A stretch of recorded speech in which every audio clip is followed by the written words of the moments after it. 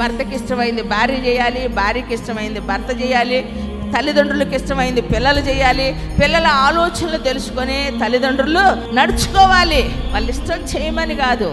తండ్రులారా మీ పిల్లలకు కోపము రేపక, పిల్లలారా తల్లిదండ్రులకి లోబడి ఉండుడి, పెద్దలారా మీ పైన నాయకుడు ఉన్నాడని తెలుసుకొని భయపడి మీ కింద వారిని చూడాలా, లెక్క చెప్పాల్సి ఉంది అని చెప్పి ప్రతిదీ దేవుడు మనకి ఇచ్చాడు.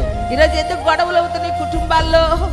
ఎందుకు రగడ జరుగుతుంది? ఎందుకు విడిపోతున్నారు? ఎందుకు అభిప్రాయాలు మారుతున్నాయి?